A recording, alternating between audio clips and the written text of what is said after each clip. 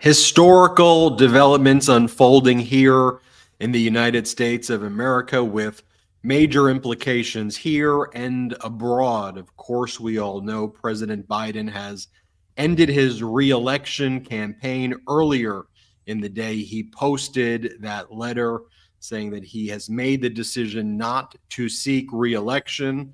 And then shortly thereafter, he endorsed his Vice President Kamala Harris.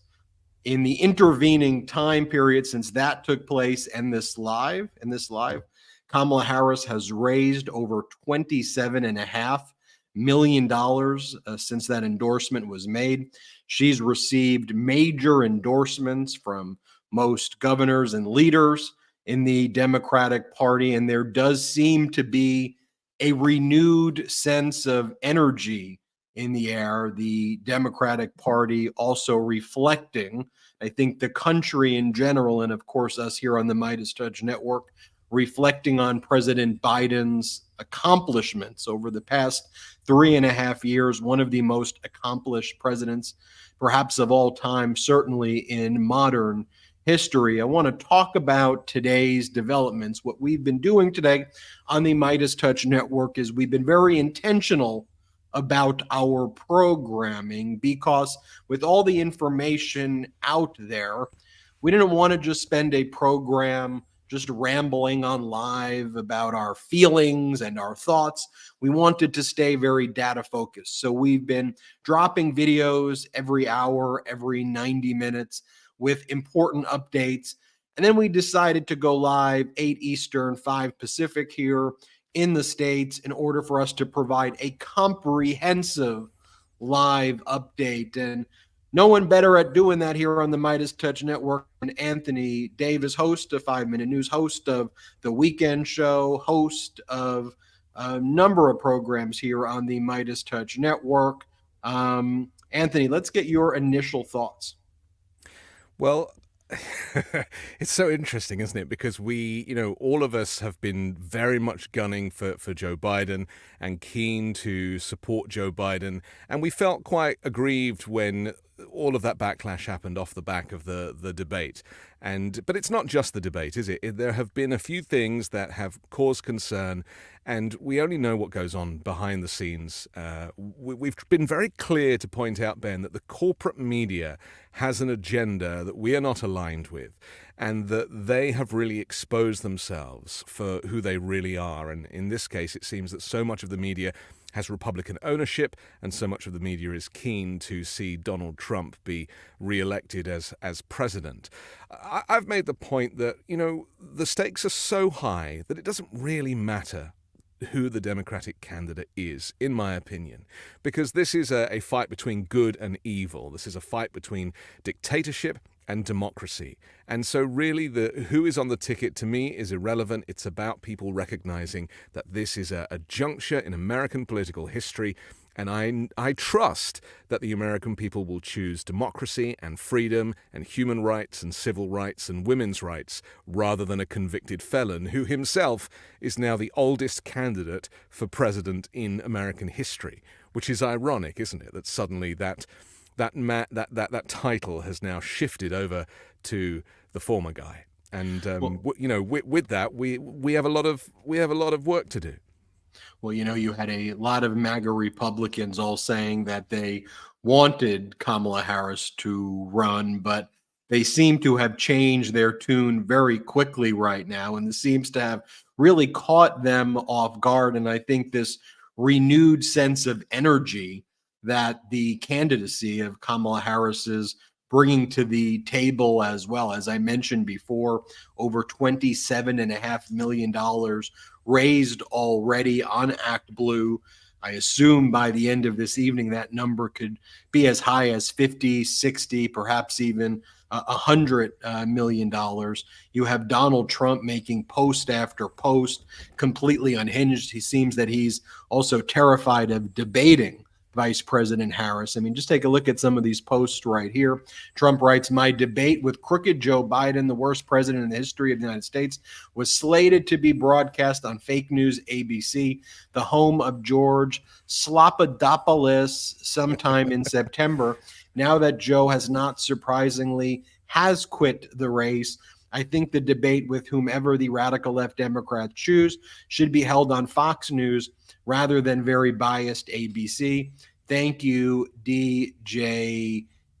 So he definitely seems scared to debate. He also had some other posts that he was making where he said that, like, oh, now we have to start over this whole thing. He goes, so we're forced to spend time and money on fighting Crooked Joe. He polls badly after having a terrible debate and quits the race. Now we have to start all over again.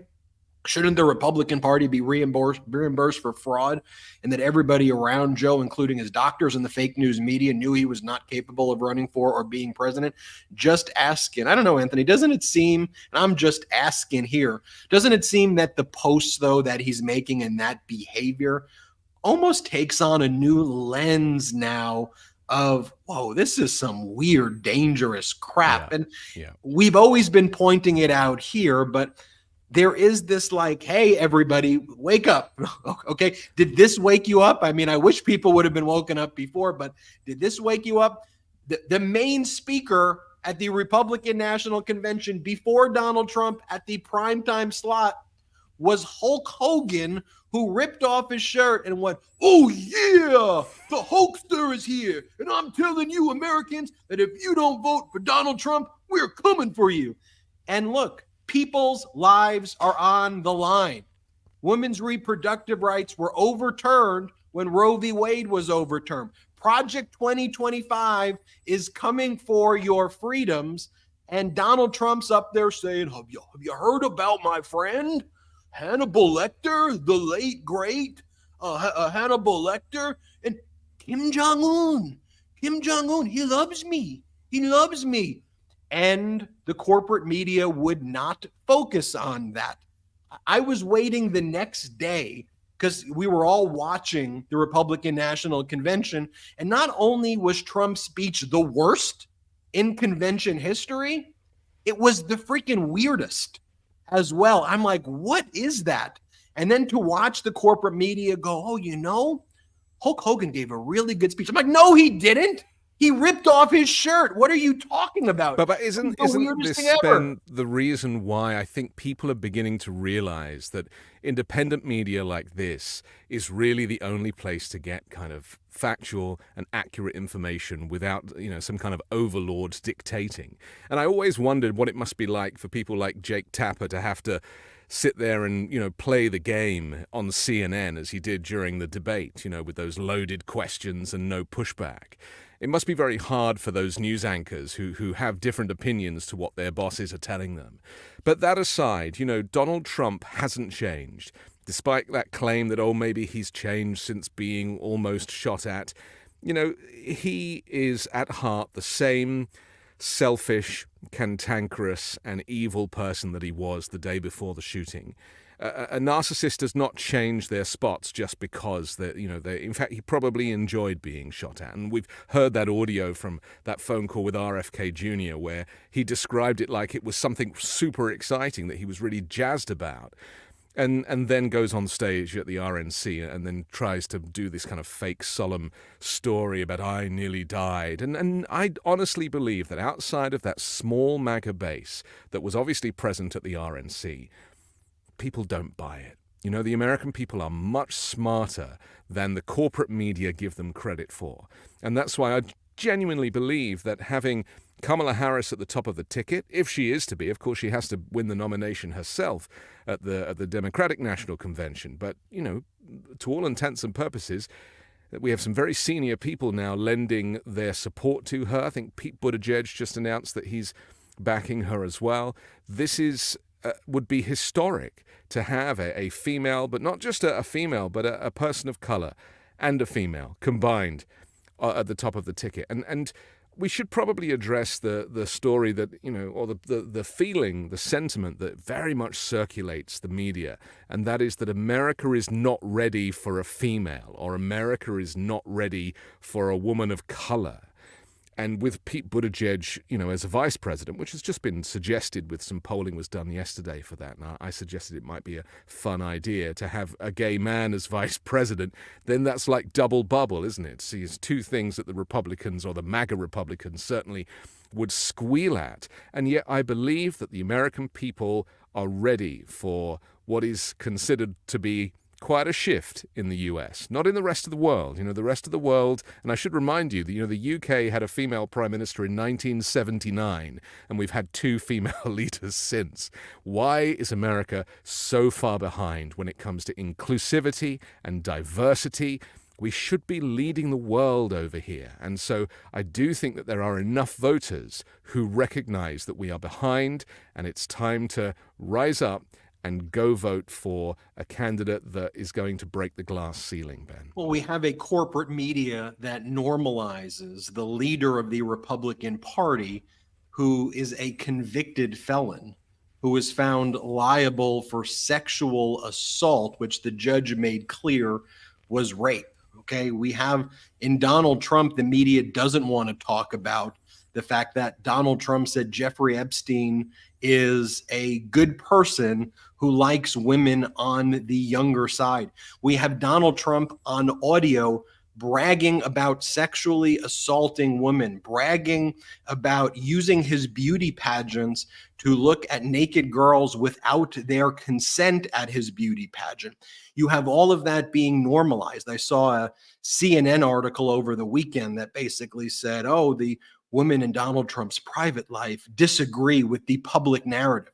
It's not a public narrative. It exists. He was found liable for sexual assault. And what former Republican Congress member Denver Riggleman, said really sticks with me. He goes, he's a girl dad. He goes, as a girl dad, how do I explain? He's a former Republican. Maybe he still consider himself a Republican. He goes, how do I explain to my daughter and to granddaughter, how do we explain that the leader of the Republican Party was found liable for sexual assault? I mean, that in and of itself should be disqualifying. So, Anthony, the fact that there is a discussion, oh, should America be okay with a black woman? The Republican, what are we talking about? Of course we should be okay. What is that even? Why is that even a conversation that even is being raised? Where you have on the Republican, the leader's a convicted felon. And why is it? And I mean this sincerely. I think I know the answer. It's rhetorical. But other than a handful of other independent media networks, why is it that some of the most basic things that we're calling out that corporate media won't? It is not okay in the United States of America to have a leader of anything or to even be affiliated with someone who's found liable for rape. It's going to be the leader of the Republican Party. Like, what are we talking about here? And one of the reasons that President Biden, though, is so selfless is that I think he realized that he could control what he can control. And I think he knew that he had the support of the base of the Democratic Party. But I think he realized there's nothing that he could do to stop what the media was going to continue to do at the corporate media level. That's the point I kept trying to make, is that it's trial by media in this country. And I refer to presidents being made for television. And that's why Donald Trump is a natural in debates, is because he was only ever made for TV. He was never a real president. He just acted the role of president while he was president, and just spent most of his time watching television, including watching a riot on television too. So I think you're absolutely right. What we have here is actually almost a better situation. And I think that people are feeling very sad. A lot of people have written to me, I know they have written to you too, saying that they feel really sad about this. I've just been texting with a friend and she's been crying all afternoon. But I want to make the point that this puts the Democrats in a very powerful position, because it changes the narrative. It's a pivot, and it means that the media are going to have to think of something else to say, because they can't talk about Joe Biden being old or forgetting words or walking in the wrong direction or freezing. They can't do that stuff anymore. That's done now. And so they're going to have to deal with some energized, diverse candidates who absolutely have the ability to whoop Donald Trump. But I would just also say that Donald Trump is not popular. And it's unfortunate that because people get their media from the networks that they do, and he's on the front pages, of course he just got shot, of course he's on the front pages.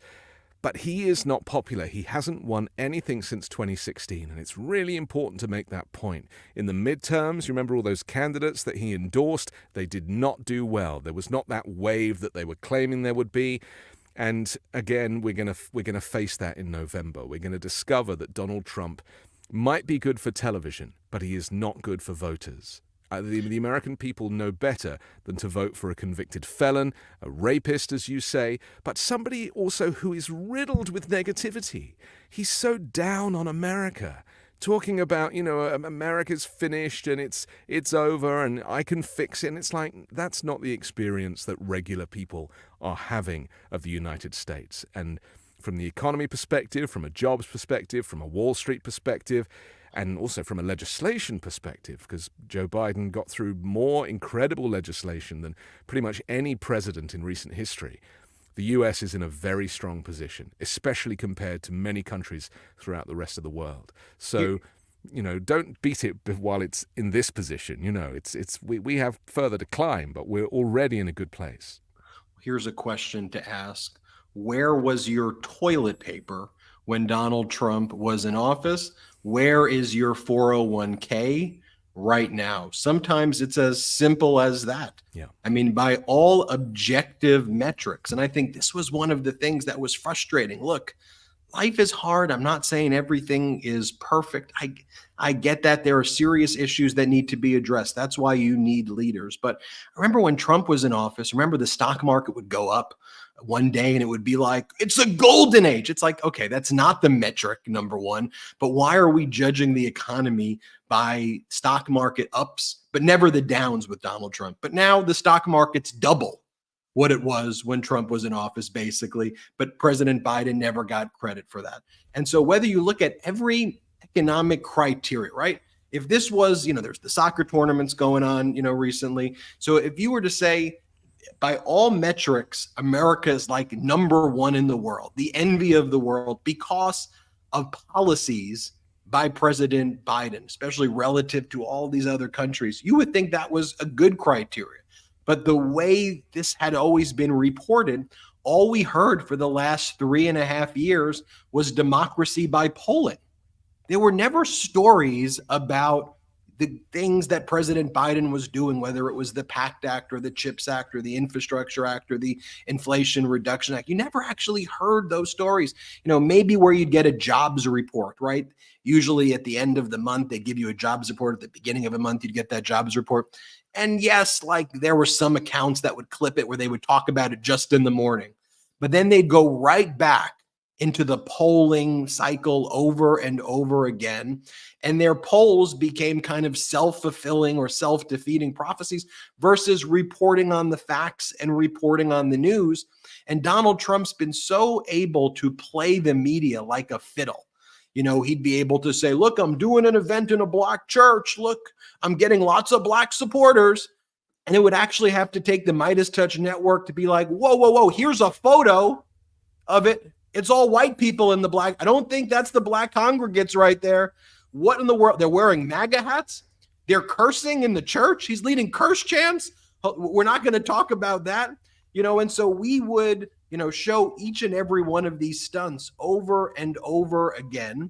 And, and I think that's one of the roles that we have to continue to do here. But I think, Anthony, too, what people are going to start talking about more and have to is, look, Donald Trump is really the one who's in steep mental decline. And we did a video about it here on the MeidasTouch network. I want to share this video with you, and then I want to get your reaction to it. Let's play the clip.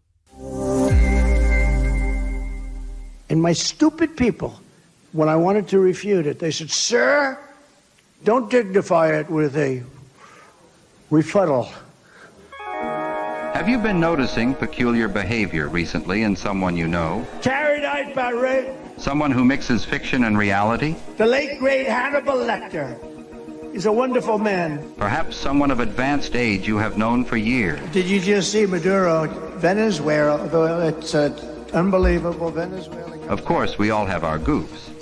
But consistently odd behavior can be a sign of frontotemporal dementia, a degenerative disease of the frontal and temporal lobes of the brain that dramatically impairs cognitive function. And there are some key signs to look out for, like slurring words, The failing New York Times by an anonymous. struggling to find the correct words is another sign. The Mueller report, I wish, covered the oranges of the investigation. You may also notice someone veering into incoherent ideas detached from reality. You know what I'd do if there was a shark or you get electrocuted? I'll take electrocution every single time. I'm not getting near the shark. Or an inability to complete simple sentences. Saudi Arabia and Russia will repeat. Other notable symptoms include impaired motor function, such as a wavering limb, and decreased balance, often accompanied by a signature lean or arched stance. If someone you know is demonstrating several or all of these symptoms, they are seriously unwell. As a matter of safety, they must be relieved of critical responsibilities and disqualified from any position of authority. Remember, frontotemporal dementia is a degenerative disease. Cognitive function will never return and will only deteriorate further. Don't ignore the signs.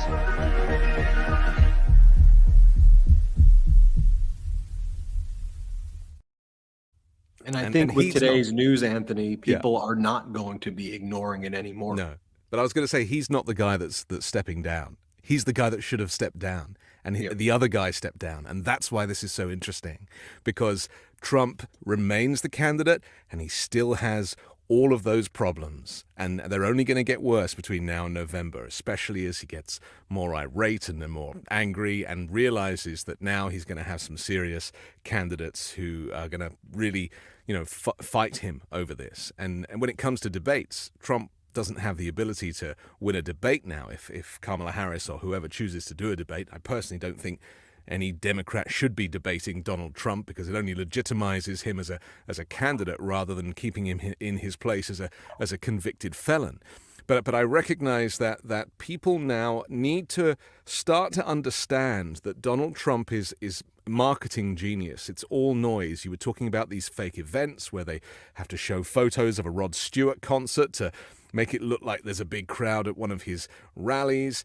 It's all fake with him. And just because we saw a busy RNC doesn't mean that is the sentiment, the feeling of Republicans or MAGA Republicans as a whole. I maintain he is not popular. We just need to get over this marketing drive that we've heard for the last 8 years that doesn't seem to go away. It just bangs away at our minds, and people just think that everyone must love Trump because Trump is all we talk about, and it simply isn't the case. He is a minority candidate. He has views that are so extreme, it will only ever appeal to a minority of voters.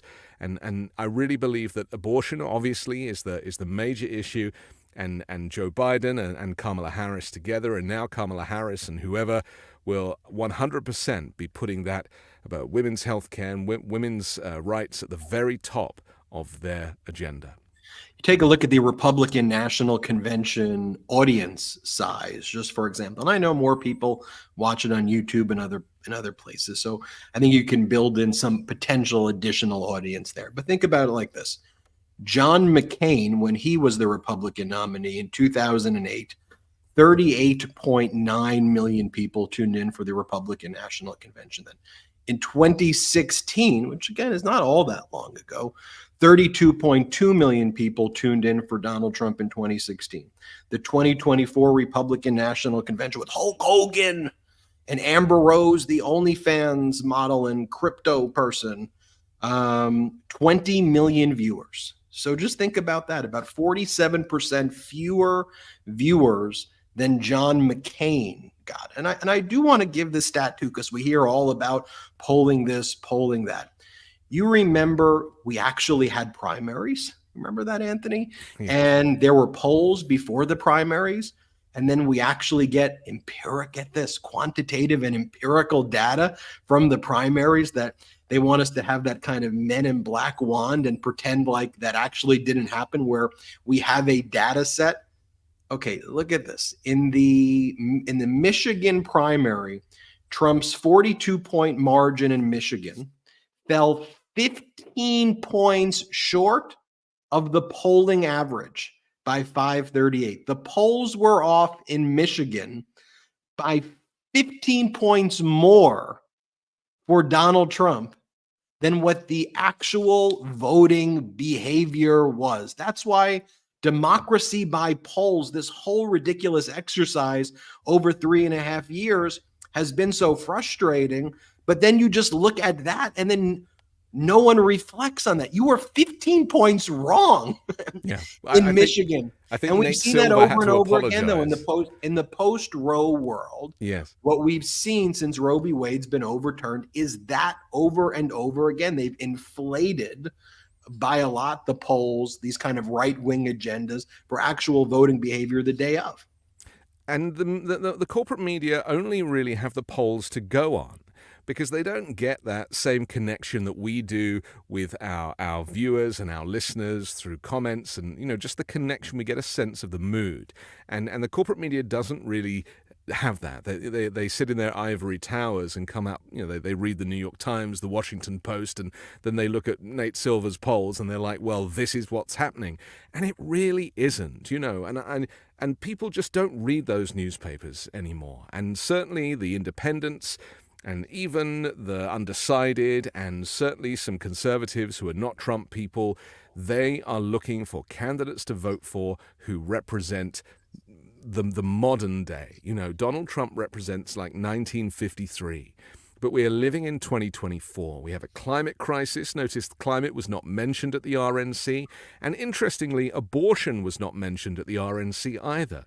It was a topic that they kept far from because they know, as you quite rightly say, that it is so divisive. And yet it is going to be at the top of the ticket, the Democratic ticket. So, I personally am very optimistic about this pivot and about the fact that we now have we've taken out something that was a bit of a difficulty, and that was everyone saying that 81 Joe Biden is too old. And, of course he's too old. That's not the point, though. The point is that we still have exactly the same message. The message hasn't changed. You can't pretend that he's 57. He's not, right? Just look at Wikipedia, 81. But Donald Trump is now the oldest guy, also the weirdest guy. The freakiest, weirdest guy with the strangest language, use of language, inability to finish sentences, doesn't really know what's going on. He got AI and EV confused last night, and it was embarrassing listening to him talking about batteries. What is it with him and batteries and solar and AI? It's like he doesn't know what any of it means. And of course, windmills give you cancer. Let's not forget that one. So in my view, there is no way that Donald Trump is a serious candidate. Unfortunately, the media have legitimized him. We do not legitimize him. We call it out, and we will continue to do so between now and November. When we take a look at, for example, like no one watches Star Wars and goes, you know what? Like Yoda, way too old. Like Yoda is. Do you hear the way Yoda talks? Like, let's make sure that No, I mean, look, with age comes experience, and with a lot of this, it was just ageism. Like, look, we get it. Like, he's gonna walk a little slower. His stutter's more pronounced. We get that, but for 3.5 years, there's a track record of some really tough decision making. And he's made the right decision. And then there are times where he didn't act, and that was the best decision. What makes Donald Trump so uniquely horrible is that Trump also thinks that he's the best at everything. Yeah. So he substitutes his judgment for the experts. I was with a buddy of mine who I was playing tennis with the weekend, and as we were driving, we're like, that person would be better than Donald Trump because they would, at the very least, listen to experts tell them, and Trump thinks he's smarter than the experts, and Trump's views are based on the most unhinged, deranged conspiracies. So you get things like a miracle, COVID's all going to go away. I mean, just think about that. Yeah. Could you imagine if former President Obama dealt with COVID the way Donald Trump did? I guarantee you, Obama would be serving life in prison for the way that Donald Trump handled COVID. Imagine if Barack Obama was like, well, just want to let you know, you got to inject yourself with that bleach. Or Obama goes, look, my ratings. What do you think about the ratings, everybody? Pretty good COVID ratings I got here. Or, imagine if that was just think about. So why do we normalize these horrific traits that kill us? Yeah. Like, this isn't some exercise in. So what'd you think about that movie character? Did you think that WWE cosplay fascist from that horror movie was interesting? This is our actual lives. Well, because it's so mad, it is like a movie. And that's the problem. Because Donald Trump plays it like everything is a show, because he's a showman, that's the only way he knows how to be a president, former president, or future president. And you're right that we have become immune to his idiosyncrasies and his insanity. And, we should probably mention that George Conway's created a pact to call out Donald Trump's mental health, his malignant narcissism, the fact that he is, to hundreds of mental health professionals have said that he is unfit for office. Again, that's something the corporate media refuses to talk about. We obviously talk about it here, and on the weekend show, we've interviewed Bandy Lee, who was the first to expose this, along with, she wrote a book with 37 other mental health professionals, and also Dr. John Gartner, who has his own brilliant podcast, Shrinking Trump. And if you see my interview with him from a couple of weeks ago, he talks about Donald Trump being a sadist as well as a narcissist, and somebody who kind of gets off on the weirdest stuff, probably got off on the death of hundreds of thousands of people during COVID. He has no emotions.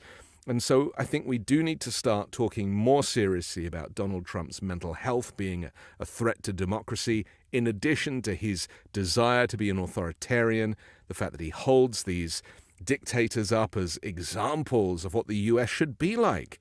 Viktor Orban, he was rubbing shoulders with the other day and had a meeting with. He talks about Xi Jinping like, the way he rules people, you can't deny that's great. It's like, really? Have you checked his human rights record? And the same with Kim Jong and, of course, his boyfriend, Vladimir Putin. So, that is who Donald Trump wants to be. That's what he represents. I don't think people will vote for that. And just because he's Donald Trump, the showman, the P.T. Barnum, the guy who tells us that he's great, because no one has said he's great, he just tells us that he's great, that we are not stupid enough to fall for that. He thinks everyone is as dumb as he is. That's not the case in America. Well, he's managed to capture, though, an entire political party, the Republican Party, which is, they're no longer conservative. There are so many mainstream conservatives and former Republicans who have left the party because the party has left them. They look at this stuff with the Hulk Hogan and the Amber Rose and Forgaccio Blow, the MAGA rapper, and they look at these people and they're like, wait, what is this? like, wait a minute, you're like saying Kim Jong-un is great and you're praising Vladimir Putin. Like, what? Huh? What institutions are you even conserving?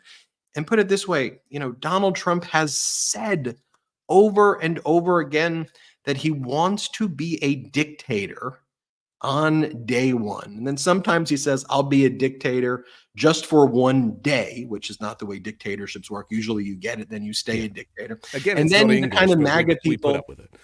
the MAGA people then defend it and go, oh, he's just joking or just for one day. When did that become a funny thing in our politics for the leader of a political party to joke about dictatorships, given the history of mankind? And just think about the fact that corporate media doesn't report on that. Someone who says he wants to be a dictator on day one. This is someone who says he's going to pull America out of NATO. He does selfie videos of himself. He's posted over 2,000 QAnon memes on social media. I've always said before, if President Biden posted one QAnon meme, it wouldn't be the debate that makes me not support Biden. It would be a QAnon meme, okay? If President Biden did a QAnon meme, one of them, I would be, all right, I'm out. I don't know what this is. Donald Trump has done 2,000 QAnon memes and no one reports. That's an actual death cult that says Trump will hold public executions. That's the storm is coming. He posts that stuff over and over again. He's changed the lyrics of the national anthem. He's changed it to the J6th choir song. But maybe, Ben, here's a hypothesis, right? Maybe you just answered your own question, right? Maybe the fact that he can do this stuff and people don't question it, and the mainstream media are not jumping on it, is because he is not a legitimate candidate. He is not a serious political candidate. He's a joke. You know, in England, we have a party, a small political party called the Monster Raving Loony Party. Seriously. And it was an old guy with a big hat and a kind of pearly jacket on, and he was always there, and he always won 2 or 3 votes, and he was always on the stage when they handed the person won the local election. And that's how I feel about Donald Trump. He's the monster raving loony of American politics. He's not serious. As I say, he hasn't won anything. And so therefore the fact that he, all of this crazy stuff that he does is being ignored. Maybe the reason it's being ignored is because nobody in their right mind would vote for him. Now, of course, the MAGA cult is the cult, right? They are very much in the cult of Trump. They worship him. They cry when he's telling the story about him almost dying. They wear the stuff, the merchandise. They wear the sanitary towel on their ear and all that stuff. But those people you can't change. They're too far up his rabbit hole, as we say. But everybody else, and there's a huge amount of people that are either undecided or independent voters or former Republicans. There's so many people. I have a relation who's a former, Republican, not a MAGA Republican. He said, I cannot vote for Donald Trump. So I can vote for the Democratic ticket as long as it's not too, extreme. And I said, but there's nothing that is extreme about liberalism. The whole world is liberal. It's only here in this country that people think that to put solar panels on your roof is an extreme position. So, Anthony, you've done the take, from where you grew up in the UK, that the Democratic Party would actually be a center-right party. That's right. I think you've said in the UK. Yeah, it's so different. And, we've just thrown out a conservative government after 14 years, but they still advocated for universal health care. They still advocated for the welfare state. That they still advocated for women getting access to health care and women's rights. All this stuff that we are having to battle with here in the US is not because the country as a whole wants abortion to be banned. It's because like 6 old white men want abortion to be banned, and they have good connections. And so that's when we have to start looking at the Federalist Society and the Heritage Foundation and these think tanks and these lobby groups who are pushing the Supreme Court justices. That is how these things come about. It's not because the majority has voted in a referendum to reverse Roe versus Wade. And so, that is why I still maintain that Donald Trump, when it comes to voters, because of course as voters we don't get a chance very often to actually go into a polling place. Some countries, they will do it every 2 weeks. You'll have to go and vote on a policy. And everyone's expected to do it, in a true democracy. Go to Iceland, go to Germany, just see how they do these things. It's so different. And yet here we are in a system that is controlled by the elite. And the elite, Clarence Thomas, Samuel Alito, we have those 3 MAGA judges that, when he packed the court, they are the people who have been supposedly representing America and failing. So I think you're right. This is all going to come down to the abortion issue. This is going to come down to America wanting to save its own democracy. But we do need a big turnout. Maybe we should talk about that because, the Electoral College is stacked in favor of Republicans in many ways. We need a significant turnout. What was it last time? 63% or something. Embarrassing. We need everybody to recognize that just because Joe Biden has stepped down from this race, it doesn't mean that your vote won't count. And I think, again, it is important to reflect on what President Biden did. And perhaps now that he's saying he's not running for re-election, we can look at the objective data surrounding where the economy is. Look, I think we're going to have interest rate cuts in September as inflation has been brought to the Fed target month over month, which I think, and that didn't come out of nowhere, right? There's the Inflation Reduction Act and there's the Infrastructure Act, and so these policies have touched people's lives. And I think as people were watching this coverage by the corporate media that was treating this, Anthony, as a game, there were millions of Americans whose lives have been positively impacted by Biden and negatively impacted by Trump, who really know the stakes because those stakes impact their families and their neighborhoods and communities and this country in general. So when the media would be like, oh, well, President Biden did this at the debate, and people are like, yeah, but here are a list of all of his policies that have been very, very, very helpful. So in terms of turnout, let's talk about the potential VP pick, right? Because I think that's one of the factors that Kamala Harris is going to have to factor in, which is who can help drive turnout, and specifically in swing states. Donald Trump's pick of J.D. Vance, other than maybe Putin's pick and maybe Peter Thiel's pick, didn't really check any boxes, right? He's from Ohio, which is not really a swing state anymore. I mean, J.D. Vance, outside of MAGA, isn't a likable figure. It doesn't grow the vote at all for Donald Trump. It just satisfies the MAGA base. It probably satisfies a few people who are pulling Donald Trump's strings.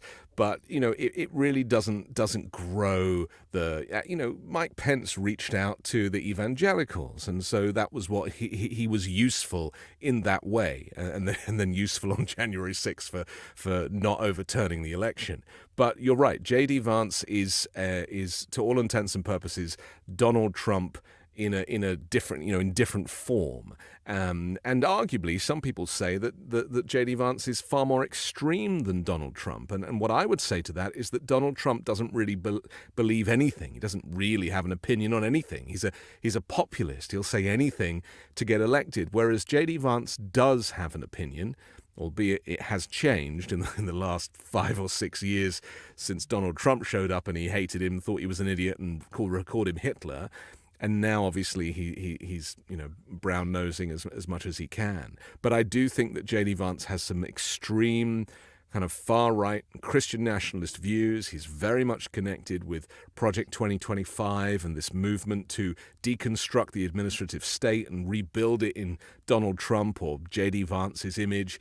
That is a very dangerous prospect. And so we now know what those two have to offer. That there is no secret behind what you get if you vote Trump-Vance, whereas the Democrats have it all to play for. And that's why I think the choice, I was talking about Pete Buttigieg as an option. I worry he didn't really poll very well previously when he didn't try to, get the Democratic nomination, and he was out pretty early on. But he is a brilliant, most eloquent, a highly intelligent and very entertaining individual, and maybe too entertaining to be vice president. You need somebody who's a little muted, I think. But I'll give you the top 4 people are discussing. Go on then, let's hear it. Arizona Senator Mark Kelly, Kentucky Governor Andy Beshear, North Carolina Governor Roy Cooper, Pennsylvania Governor Josh Shapiro. Just because they're not on this list doesn't mean that they're not being considered, but based on demographics, location, being very popular in swing states, that's why those individuals, are on that short list. I'm going to read some of the comments right now in our chat to see what the Midas Mighty think about that. But, I think any of them would actually be, would be a great pick, and truly additive, and also showing this kind of next generation of leadership that, again, we're not really even talking, Anthony, so much about politics and policy in the sense of this is like democracy's on the line. And this is because as you said, Donald Trump doesn't stand for kind of anything other than to try to take down our democracy. I mean, so you got democracy on the line, you've got character on the line, and you've got, these four people who are very accomplished people who have done great things for their state. And you contrast it with Donald Trump's just dystopian vision for the country. And, I think one of the driving factors when I always talk to people as well is, again, this MAGA party is not conservative. They are just MAGA. It's why when people say, oh, conservative and liberal, I go, that's an old paradigm at this point. At this point, Democrats are both liberal, kind of independent, and conservative in the sense that the Democratic Party is still about conserving our institutions, where MAGA is really just tearing down these institutions and putting in its place like a Trump Putin style dictatorship. Just read Project 2025.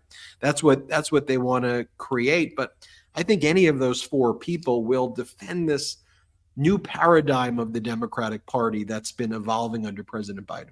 There is a demographic issue, obviously, that, people often, because the U.S. being a little bit behind in terms of, whether, race and culture and everything that goes with that, it's probably likely to be a white male that will stand next to Kamala Harris. We should probably not fail to mention Kamala Harris's her ability in this moment, because I personally believe that she has really risen to the occasion. I think that as a vice president, which is one of the hardest jobs in the world, if you think about it, you've got to be there, but you can't be too good. You can't upstage the star. And people often said to me, well, why is it that Kamala Harris is, we never see her out and about doing stuff? And I say, well, she is, the media doesn't cover it, but she's also tied to the Senate, where she has the deciding vote. And there have been, countless, I think more times has Kamala Harris had to have the deciding vote in the Senate, because it's been a 50-50 split, than any vice president in history. And so, for that reason, we need to recognize her skill, not just as a vice president, but as a former prosecutor. The fact that she, as a woman of color, has been able to climb the ranks in a country that is intrinsically racist when it comes to leadership, and she has managed to break through that glass ceiling to get to this place. I think that we should be celebrating her, and we should not forget how hard it has been for her to tread this path. So, that is my feeling, is that while some people are very disappointed about Joe Biden, let's not forget who he has left for us, and that is Kamala Harris. And that's why if they passed over Kamala Harris, I understand why people would just be absolutely livid. And I get that. But in Vice President Harris, I truly don't feel that any of the kind of primary process has been nullified. She's an extension of President Biden's policies. If you like all of the thing that President Biden does, Vice President Harris was there shoulder to shoulder with each and every one of those policies, and you voted for that ticket of Biden and Harris. And look, I had to, when I heard the news, and for those who watched the first video that I did, I was pretty emotional on the first video, which perhaps on corporate media you don't see, the newscasters actually get emotional. I was sad because of the policies and principles that President Biden embodied, less about like a personality thing. Like it was, I thought that what he did, no matter whether you were from a red state or a blue state, has actually led to significant benefits.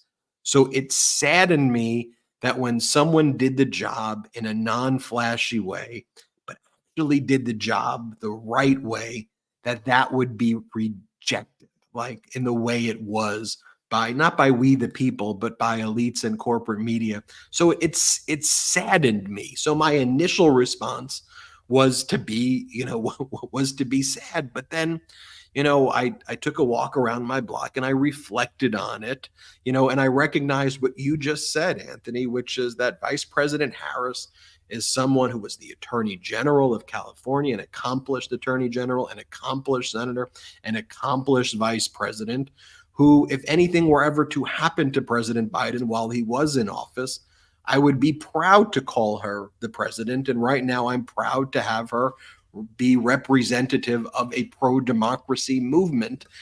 And then I started getting excited about it. So you probably see a tonal shift in my videos because, you know, the more I started thinking about it and reflecting on it, you know, I recognized, yeah, it's okay to be sad and upset, you know, and I'm going to show emotion sometimes, you know, when I'm doing these lives or when I'm doing these videos. But then I was like, you know what? This is actually going to be great. And what President Biden did was actually incredibly selfless and one of the most important moves, perhaps, of his presidency. Even though he was bullied out, even though we all feel, and look, we were, I think, kind of tip of the spear in our reporting, if you will, of calling out that behavior every step of the way. There's no excuses you can make for that behavior, you know, I think. But I think all in all, we're actually in a very strong position. And if we take a step back and reflect on that, democracy is on the line here. Now is not the time to be like, you know, if you were upset that other people were being petty and disingenuous, what we have to do to counter that is just get motivated to support our democracy. And then we can deal with that when our democracy is safe. Ben, this also proves something. It proves that Democrats are not in a cult. Because if we were in a cult, we would be so devastated that Joe Biden had made this decision that we wouldn't be able to move forward, you know? And this is the thing we've seen with cults and cult leaders in history, is that, you know, once you take the leader away, the cult disappears. Donald Trump is not able to step down from that cult. Because, you know, he has sabotaged the Republican Party. The traditional conservatives don't know where to vote now. So he really is the king of that castle. And he's 76. Or is he 78? He is a guy who is obviously quite unwell, both physically and mentally, and has clear signs of dementia, which is not something that Joe Biden presented. And so, you know, he, as a cult leader, is in a predicament, because who knows if he could do 4 years without becoming more unhinged and more crazy. So the proof now is that Democrats are coming to terms with this and have the ability to go, okay, let's make the best of this situation. And that's not something that Republicans would be able to do if anything happened to Donald Trump. You know, I want to share these videos with you as well, because I think this is stuff we need to be reflective of and focus on as well. Here's another video we prepared at the MeidasTouch Network. This is for all the stuff that the media was saying about President Biden. What we wanted to point out is that you realize that at every one of these speeches, Donald Trump messes the names up and confuses people and does it over and over again, you know, and the corporate media never made that into, you know, a story, which, by the way, is why I think the MeidasTouch networks grow into, you know, close to 3 million subscribers. Let me show you the video that we prepared here. And then I want to show you Stephen Miller, was just on Fox moments ago. They're having a total meltdown in MAGA. But first, let me show you the Trump video we prepared. Let's play it. I think he should take a cognitive test like I did. I took a cognitive test and I aced it. Doc Ronnie Johnson, does everyone know Ronnie Johnson, congressman from Texas? He was the White House doctor. How good did Elise Stepanek do? You know, we've endorsed Dr. Oz. We've endorsed JP, right? JD Mandel, and he's doing great. Jimmy Connors is good. He's also happy. Mike Bolton, John Bolton is here. Mike Bolton, as you know, is in Russia. And there was progress today. I look forward to solving it. Thank you, Steve. It was Trump's fault. It's always Trump's fault. Can it ever be like Rick Gates' fault? I mean, it's always Trump's fault, Rick. By the way, they never report the crowd on January 6th. You know, Nikki Haley You know, did you know they destroyed all of the information, all of the evidence, everything? Deleted and destroyed all of it, because of lots of things. Like Nikki Haley is in charge of security. We offered her 10,000 people. We have some of our great business leaders and leaders, period, right behind me. I may ask Marilyn Lockheed. We appreciate it very much, Tim Apple. Yes, please, Mr. Kurd. Thank you very much for your time. You know what was interesting? Joe Biden won against Barack Hussein Obama. Has anyone ever heard of him? Arrest their leading political opponent, and leading by a lot, including Obama. I'll tell you what, you take a look at Obama and take a look at some of the things that he's done. And Putin, you know, has so little respect for Obama that he's starting to throw around the nuclear word today. You've heard that, nuclear. Thanks for giving your first comments on the bill on this show. It means a lot to us. We appreciate it, sir. Thanks a lot. You have a deal. Thanks a lot. Bye. Joe Bright, this guy is just the worst. So will Christian ever run for president against you? And you heard the prime minister, you heard Netanyahu. Maybe have Matt Blum speak next, because he's been so incredible in so many ways. He fights so hard. He loves his state. He loves the people. Think of it, a new branch of the United States military, United States Armed Forces, called Air Force. I never talked about that. That's something we never talked about. But what we just saw, we just left pleasure. A very big hello to a place where we've done very well, Sioux Falls. Thank you very much, Sioux Falls. Thank you.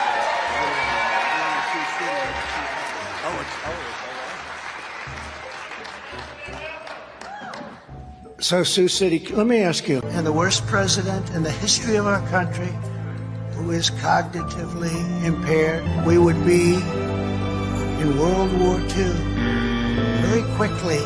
The worst president in the history of our country will be a fading nightmare. He'll be I have fading memory. We're going to keep producing videos like that here on the MeidasTouch Network. I want to give a thanks to everybody out there.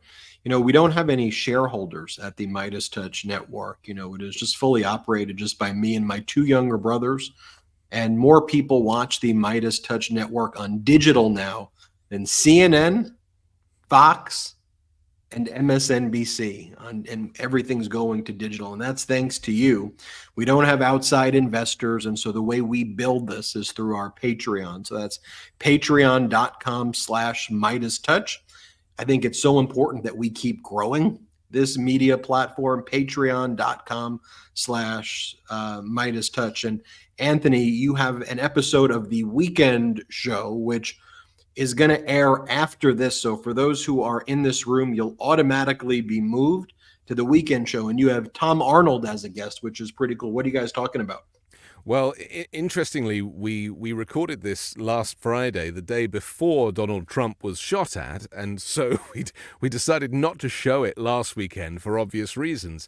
Today, of course, we get the news that President Joe Biden is choosing not to run for re-election. So I want you to watch this episode of the weekend show with bearing those two things in mind. But Tom Arnold, of course, was married to Roseanne Barr, who has now become a bit of a mascot of MAGA Republicanism, and she is certainly an interesting character. So he kind of talks about her and how people change, how some people have been radicalized by the MAGA Republicans and the Donald Trump movement, but also what we can do to try and bring people back from the brink. And I think that's really, really important, that, you know, we don't just criticize people. You know, everybody is welcome to come back to the good side of the force, and including Roseanne Barr, I assume, although it might be a bit too late for her. So that's the weekend show straight after this broadcast here on the MeidasTouch Network.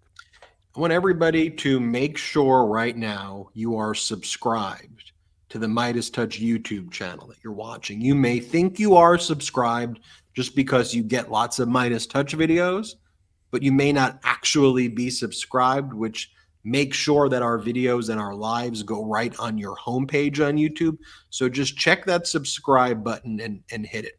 Now, one of the other ways you can contribute to this network, and as I always say, it may not be the greatest business model to build a network on emojis versus outside investors, but we're doing all right with that way.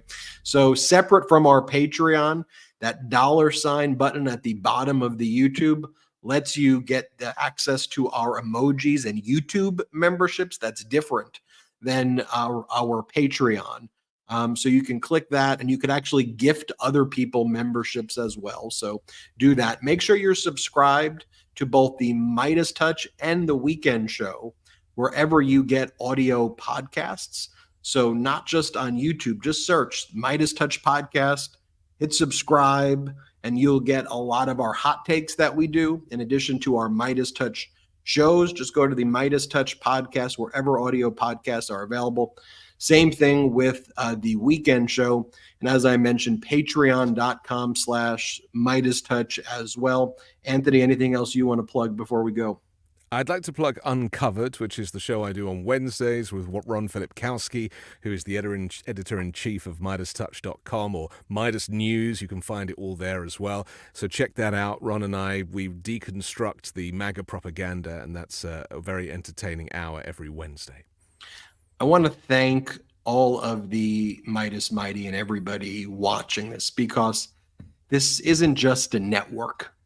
This is a pro-democracy community. And even though, I don't know everybody out there, there's, millions of people who watch this, I feel a broad and deep connection and responsibility to this community every single day. Some days, I can't say it will always be perfect here, but I promise you, we are working around the clock with an incredible team here who I want to thank everybody from Anthony to all our other hosts, to all of our editors and our producers and the whole team here who make these productions possible over the past few weeks. Obviously, there's been a lot of breaking news, a lot of sleepless nights here bringing you this coverage. I want to thank them. I just want to thank the Meidas Mighty and this community out here. Thank you so much for everything you do for our democracy. This movement that you created, I think, is one of the most powerful forces in the pro-democracy community, period, full stop.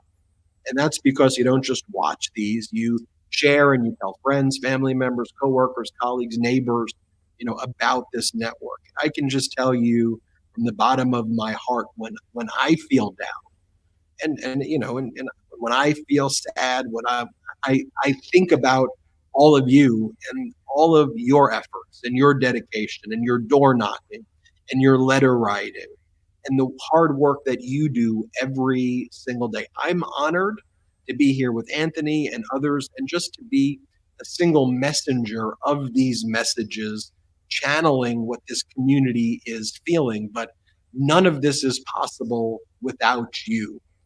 And I want to let you know that I feel more confident than ever right now in the protection of our democracy.